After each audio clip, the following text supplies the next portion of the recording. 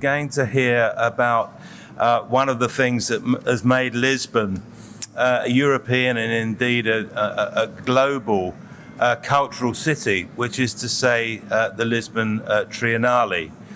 And although it's mostly finished now, it's been very successful. I'm sure we'll hear something about the sorts of numbers that it's attracted this year, many of them from a big proportion from outside Portugal.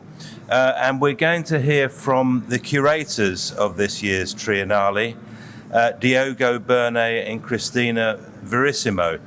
Now, they have an architectural practice here in Lisbon. They also teach. The title of the Triennale was Terra, i.e. Earth. I mean, not sort of terrorism. We thought that actually that rather chimed with this notion of together. What is more together than a Triennale with a huge invasion of people into a city? A large version, if you like, of WAF. So please welcome Diogo and Cristina.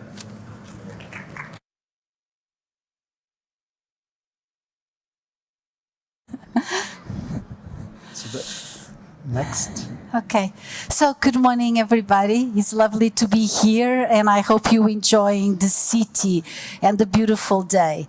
So today we come here to show you Triennale.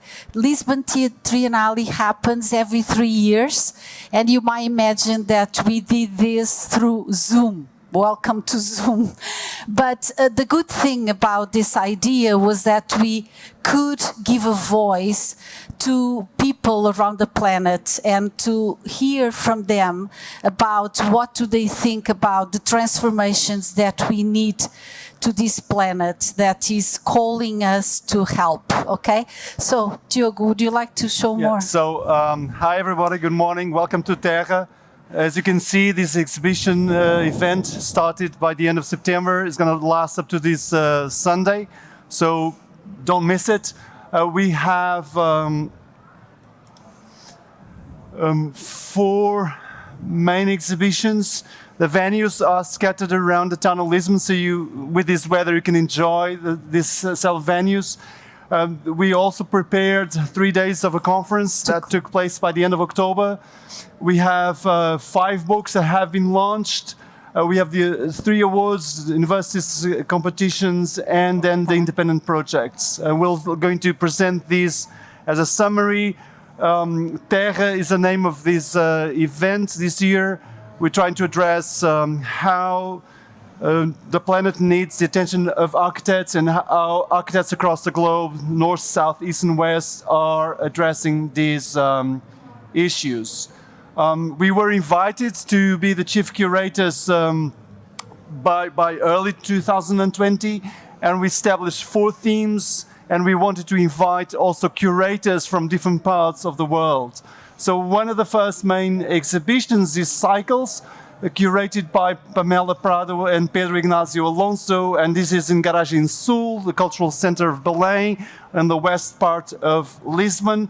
And what we wanted to show here is how architects are always needing to use resources, and how we, through conceptual design, detail and construction, need to take another look at how resources are available, manipulated and used by architects.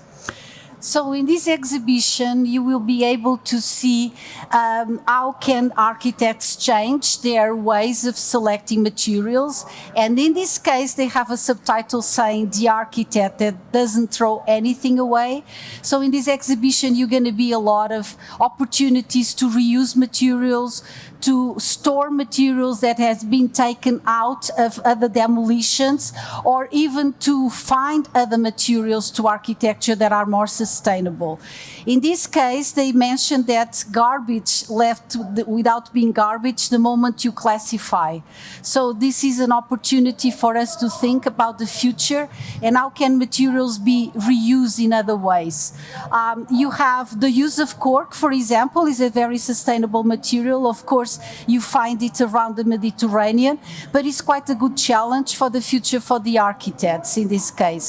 So the exhibition is showing a lot of things related to art and to architecture. We just want to emphasize that for this Triennale we put the universities together, and this exhibition has quite amazing university projects. The reason is because we want to give a voice to academia and to the students and to show them that it's possible to be here together with huge names of architecture. So this is the layout. So one thing that we also wanted was to give opportunity to younger practices of architecture to design the exhibitions. So every single curator then had to choose the exhibition designers to work with creatively and critically to establish the layout of these exhibitions. As Cristina mentioned, we also wanted the university research centers and master students to participate in every single theme of every single exhibition. The next exhibition is in MAT, Central Tejo, which was a former power station designed by a disciple of Eiffel. The addition to this is designed by Amanda Levet, and the curators are Loreta Castro Regueira and José Pablo Ambrosi from Mexico City. And retroactive addresses the role of architecture in very fragile social and urban fabrics, where cities are, let's say, no longer visible identities, and where they use this expression where cities are broken. So how do you address broken cities? How do you address the way you design things as an architect in places that really, really need strong focuses on what is public, how public spaces can bring us together? So in this exhibition, we will be able to see an installation in the outside. This is a Tijuana proposal. So the system was invented by local people, and they came here to show you that with the local materials, you can do whatever you need to do.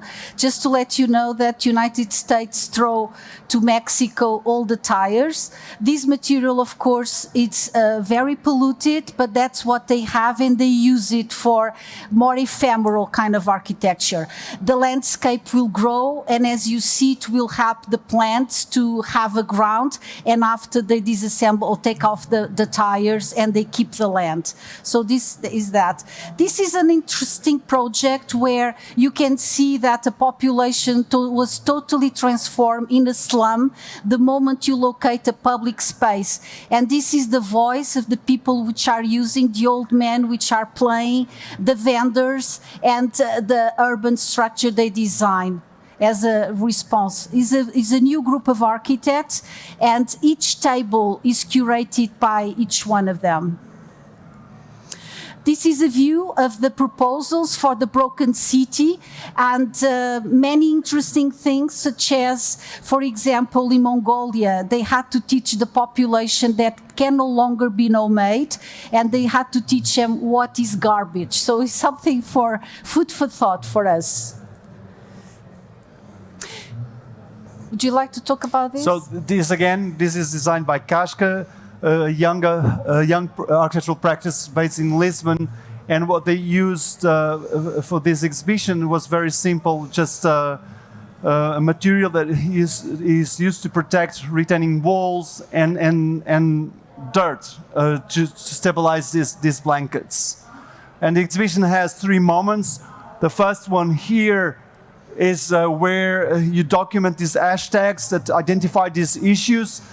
The second moment is where you learn from case studies how other people have addressed this issue. And then the third moment with the tables is about the work of architects and how they responded to these different conditions. Multiplicity, curated by Tao Tavengwa and Vijanti Rao, at the MNAC, National Museum of Contemporary Arts, in the gallery. This is in Chiado. It was one of the major city cores in Lisbon. And this exhibition really addresses how can architects and the work of architecture minimize or contribute to minimize social, environmental inequities, and how the work that is done more informally, let's say, can really be more effective in the way architects and communities can be brought together. So we're going to see here, let's say, alternative modes of practice and different ways of interaction between communities and architects. So they start with data, and it's quite amazing that the index, Gini index, tells us we are very much in asymmetry, social incomes, and then they start by showing alternatives that initially they were not proposed by architects, but architects were engaged to give solutions. In this case, it is in India, and the population was no longer going to a library, and they proposed to have an installation. The public asked to have a library outside. So the architects designed the library, but it was something that came to the profession by requests of this community, and people start to live and to actually read. This is one of the rooms full of models, proposals to reach out to these communities, and then, yeah. And what's interesting in this exhibition is almost there's nothing touching the walls, so it's just a series of furniture that can be moved around. The university's projects are in these tables, and you can open up the drawers to know more about these projects. The fourth main exhibition, Visionaries, is in Culturgest, and this is in what is currently named as the CBD of Lisbon. And this exhibition addresses a simple idea, which is the ability that architects have to design for the future. We always design for the future. We always have our feet on the ground, but our minds towards the future possibilities, and how can, through these visions, we can contribute to improving people's lives around the world. In this exhibition, you will be able to see, for example, visionary proposals or visionary ideas for the deep sea water. And this is one room that you can find where we can try to get some more sustainable kind of sources of energy. This is a room where you find the story about a monk that was so concentrated, is a monovision about his opportunity of designing architecture, that he designed a space for nuns that you can not visit. That's why Anastasia brought this to us.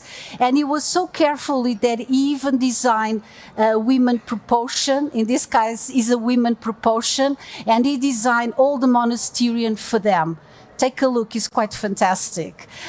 This is other venues for this exhibition. In this case, is also showing the intimacy of the future.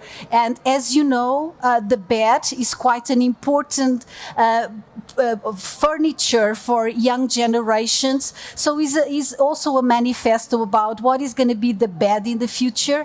But it also shows you in this one, how can you design a toilet by different architects who propose a toilet. So the intimacy is brought to this future. So this is, again, designed by a young practice based in Switzerland and in Lisbon. And what's really neat about this exhibition is the idea of using fabric, this curtain, with these undulating surfaces that wraps the whole layout of the exhibition. And we walk through the curtain, by the curtain, alongside the curtain, to move from one space to the other. So we have also part of the Triennale, 3 awards, one dedicated to schools of architecture, younger generations, one for the debut for young practitioners, and a lifetime of achievements. The universities this year, we decided to change a few things, and by introducing the themes of the 4 main exhibitions to the universities, we wanted to allow whatever research, whatever work people were doing across the world in their schools, in their research centers, to be part of how are we addressing these issues. The debut award, just before going to the debut award, so what we see here is then the integration of the students' work in the main exhibitions. The university's award was curated by Cristina and myself, but we had to work with the 4 curators of the 4 main shows to accommodate their choices and the way they would then select where the display of students' work and research centers' work could be part of the exhibition. We had this year a lot of universities competing for this award all over the world, and we select 18 projects, which is quite a substantial amount, to the exhibitions to be exhibited there. But we also have master degree category and research category.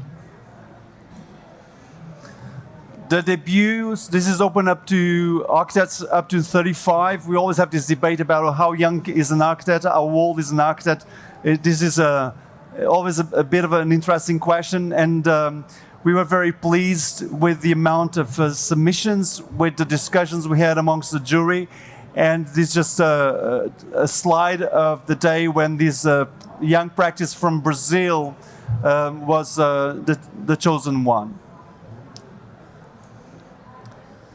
And Marina Tabassu was our Career Achievement Award. We select her not only for the work she's been doing, but also for her teaching relation with the profession. So she's been quite interesting. How does she deal with communities in stress? And of course, coincidentally, the topic that she's dealing with has a lot to do with our Triennale topic. So this was an interesting challenge because the previous awardee was Denise Scott Brown, and Marina is younger than us, so we always had been questioned about what does it mean, a lifetime achievement, and we've thought about this as projecting this towards the future, not so much towards the celebration of a life that has taken place.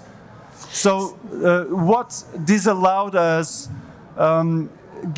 by integrating the university's projects in the main exhibitions, we then had the whole palace of the Triennale open for the independent projects. So this allowed us to accommodate the biggest ever number of independent projects. The independent projects are submissions that anyone can put in from anywhere in the world, and it can be of any format. It can be a workshop, it can be an exhibition, it can be a gathering of people, can be a performance. It has very much open formats. So we had quite a lot of independent projects. You can still see a few of them because they are rotating. And what is incredible is their proposal for the planet. We had a group from Yale, which you can still see, that mapped all the Earth globe, and they realized that what are the travel routes by sea, by land, by pedestrian path routes, and guess what? They find there is a track crossing the Arctic, which we now know is because of fiber optic, but is very well chosen. Another path is actually in the middle of Pacific Ocean, where we can see that all the boats throw the garbage. So it's food for thought. But we also have other possibilities. Let me say the woven, the experience about the fabrics is a group from Poland, and what they're saying is in previous centuries the fabrics covering the walls of a house will provide to keep the warmth. So they're trying to show you that nowadays maybe some enclosure of those fabrics will allow us to use less energy. And the feminism, women in architecture, it was a workshop that was developed there. And these are venues about what is a transformation of a water line that can be reused and restored by some architectural interventions. So these are the fabric that I mentioned to you about. The exhaustion in conflict zones, it's kind of easy to understand. And so maybe it's time for us to tell you that the word terra is a very Portuguese word, and it has very deep meaning, also in some other language, Latin language, but is our planet, we call terra, is the place where we can see from far away, we also call it terra, is a place that we belong, the place where we feel attached to, terra, and finally the material that we mold and make architecture with. So these four scales and also these four meanings are why we choose these four exhibitions and why we want to let you know that we only have one planet. If we don't treasure it, we will be in trouble. So I hope you enjoy, and to come and visit Terra is going to be finished very soon. So I hope you can still have time to see a few exhibitions. Thank you. Thank you. Oh, okay. I think we can leave it here now. Well, thank you very much for that. A whistle-stop tour through something which is still just about possible to see, or at least bits of it are, this weekend before you go home. I suppose the first question I want to ask is what is it like actually curating a Triennale? Because was it massively disruptive to your day life, or were you able to almost treat it like a building and give it a project number and kind of deal with it as best you could in a kind of routine sort of way? Okay. Cristina. So can I just, the quick answer is you devote 100% of your time to teach, you devote 100% of time to your family, and 100% of time to your work. And then you devote 100% of time to all the extras that are accidents in your life. So we were invited to do this. We spent most of the time in the first year in Halifax, Nova Scotia in Canada. And it was definitely disruptive, but in a very good way. I think that 3 years is a wonderful time for you to be able to do research, to search the curators around the globe. That's what we were interested about. And we didn't know most of them before we got into here. They were the best in their discipline. That's why we invite them. But another thing, it gave us time to make a sort of a bond with all the curators, because what you're going to be able to see in these exhibitions is that some of the topics cross the exhibitions, but they don't overlap. Saying this, it's a lot of conversations, it's a lot of preparations, it's a lot of coordinations, but all of them fun. And what is the relationship of the city itself to the Triennale? Does it get, does the mayor's office get involved in this? Do you need a lot of support from the city? How does that work? So, for instance, the first public presentation of the Triennale was at the Town Hall of Lisbon. There's a lot of support. The building itself, that is the headquarters of the Triennale, is a building that was donated by the municipality to this foundation, with the commitment to turn it into a cultural center where all kinds of activities are taking place while the building is being refurbished, because it's a building that was abandoned for many, many years. I would say there's a very strong connection with several institutions around Lisbon.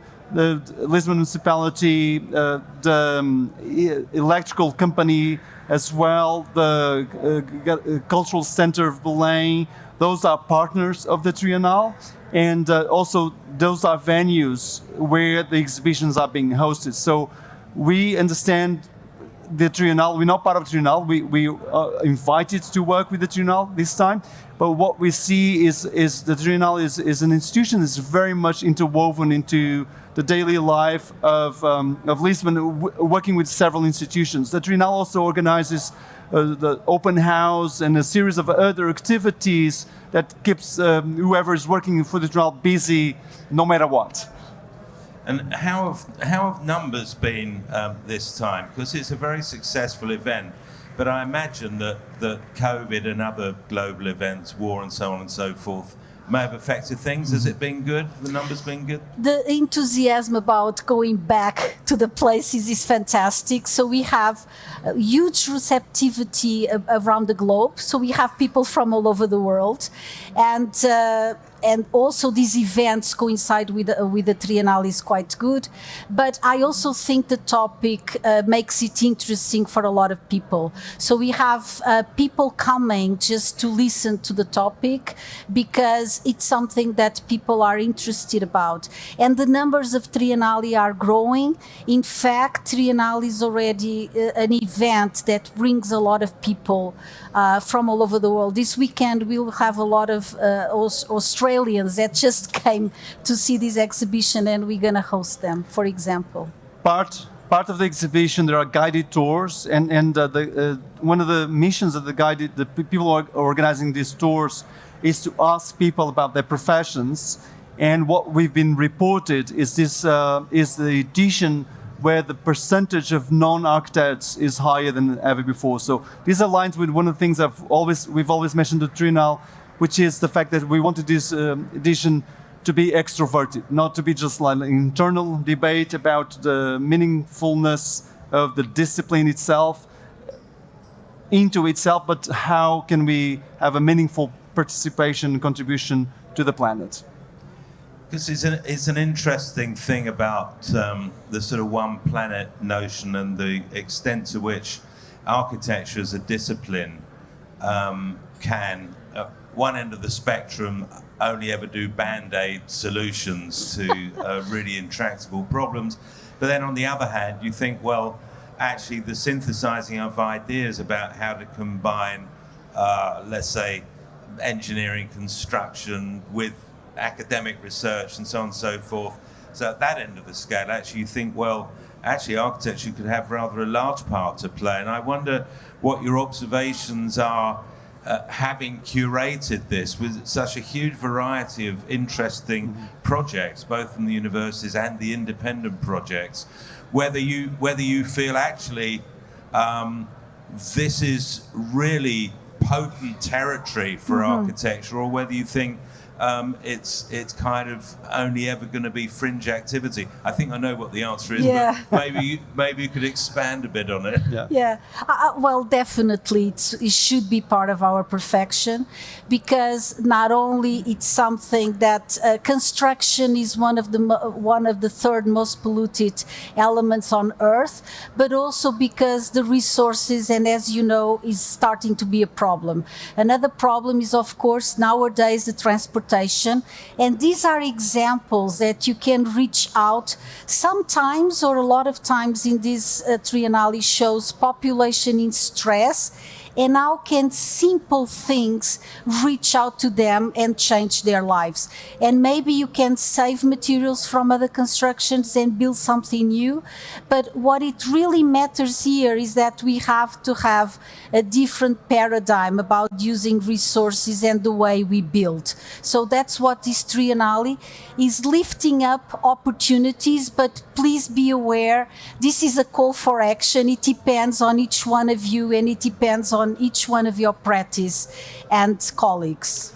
Just to add on to this, one of the key things that we thought about by integrating universities is that when you look at younger generations, their ways of thinking about the profession and ways of thinking about organizing their offices is changing faster than probably what most of our generations who are running offices have experienced. We've probably were brought up to think about a working station and doing work, being committed to improve the world through design. And what we see here, and for many, many years, is that these younger generations, maybe because it's so easy to be connected in so many different ways across the planet, that the way you work, no matter how big or how small, how close or how remote, is now being challenged in many different ways. So one of the things we thought about was how neat it can be that we look at the role of architecture, no matter what the scale is, no matter what the place is, no matter how you organize your practice. And what we see now, for instance, with the pandemic, is these ideas of remoteness and whatever preconceptions we have about remoteness and closeness, have changed significantly. I'm very interested in the project, those sort of lines of connection, particularly that which was new to me, this thing in the Pacific about lines of rubbish being thrown from ship. And that seemed to be actually the sort of research which you might expect to come out of architecture, not that specific thing, but just thinking about things in a way which, yes, marine biologists might do that, but they probably wouldn't be thinking about it almost in terms of drawings. Mm-hmm. And I wonder whether that was something you found with these projects, that architects, do you think architects bring something very different to the kind of general party in terms of thinking about environmental design? And what is it compared with, you know, engineers, for example? Mm-hmm. Mm-hmm. I think the social and cultural reach out to the populations in one of the things that is part of who we are, but also the specificity of the research. For example, the one you were talking about, the maritime routes, it's something that is not given to us as public, it's something that is kept for a few. And what this group did was to merge all these small puzzles that it's find, or you can have it, but they put together in terms of the globe. And the vision of the problematic of the globe in terms of that situation was given to us because the architects care. Right? That's one thing. Another thing is interesting, research about plastics. We have also here, and how some plants react to some components of the plastic, and how can you feed some crops with certain kind of plastics, and how can they be absorbed by the plants and nature. So I think architects care about other things that some professionals want to see results immediately, and they just take the patient, because I think we are close to the population, and to us to give a human relationship is very important nowadays, that you care, that you really reaching and communicate it with people to whom you're designing. It's something that is about us more, architects, I mean. Just to add, I mean, we are spatial thinkers. We have an amazing ability to use graphics. We understand how the role of representation can really unlock perceptions of things. So mapping is part of the research that a lot of architects do, and connect that to social understanding, spatial understanding, and also a understanding of that we need to bring these things together in terms of establishing a synthesis, in terms of possible directions to take into account whenever we're designing something, again, at whatever scale. So I think those are unique disciplinary, let's say, apparatuses or tools that we have as a body of people who work around these issues. I think that word synthesis is really interesting. I sometimes call architects' fees the wages of synthesis, because I think unlike most other professions and commercial groups involved in creating the built environment, architects really are the only ones, I think, who are in a position to see how everything relates to a whole. Oh, yeah. At a very narrow level, I think there are some developers who do this, who are kind of obsessive about everything. And if you're lucky and get one that is also obsessive about architecture, then you can have somebody who almost becomes a bit like an architect themselves, because they're constantly thinking about how things relate to each other. And I suppose I'd like to get you to comment on this, because Lisbon is such a great waterside city. We had a wonderful presentation by Indian architects who made a point that the maps of the colonial surveyors and engineers, when they went to India, they would deal with water, with monsoons, literally and sort of metaphorically, as though they were acts of God. In other words, they'd have one map which was about foul weather, and then one map about normal weather. And the response to foul weather was to impose a kind of resistance. In other words, this is man fighting nature. So you would try to do dams wherever something was coming at you. You just try and resist it. And their analysis and their proposition was that comes out of the kind of ideology of engineering, if you like. Yeah. And an ideology of architecture would say, actually, why don't we embrace rather than resist? Why don't we use rather than dispose?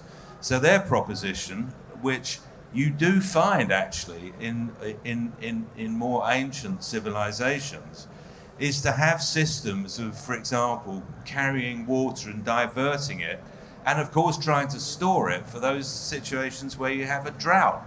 I mean, Bangladesh, we only ever hear about the floods, but they had droughts as well, extraordinary though it may seem. And I noticed that one of the projects in the Triennale was based on, had a kind of water theme. And I wonder if this is something that kind of cropped up in your discussions. Oh, absolutely. And water is quite a material, let's call it this way, that a lot of practices and communities and also the universities are interested. The lack of water, a lot of water, extra water, and also the fact that you have the no opportunities, and how do you get water even from the sky? And so this is one factor, but what I have to say is that the persons which are dealing in the Triennale are showing different opportunities related to the specific location and how can you solve issues about water related to that specificity. Could be pollution, for example, could be the necessity to build a tower to cast water. So very interesting opportunities and very diverse proposals for you to look at and even to propose even more. That's the intention. You mentioned drawing. One of the things we are very much aware when you look at the, let's say, drawings of the planet is that the act of drawing is a political act. So when we're mapping something, it's drawing or representation is never neutral. So the way we focus on certain issues, the representation of how water is being mapped and documented, addresses this, let's say, political or economic or social awareness of how we want things to be seen, perceived, and then debated. So what I think is important to recognize, this connects this to your previous question, which is we can, through our activities, really unlock different understandings about how do we deal with these issues. And I like the idea of working not through resistance, but working through, let's say, a choreographed dance, which is challenging in so many different ways. Well, that's a lovely positive note to end this session on. I don't know if I'm actually going to be able to get to any of these Triennale events, but I've been to the headquarters, which is a marvellous building. So I'd encourage you all to see whatever it is you can while you're here. And in the meantime, Diogo and Cristina, thank you very much and congratulations. Thank you, Paul. Thank you so much. Thanks, everyone.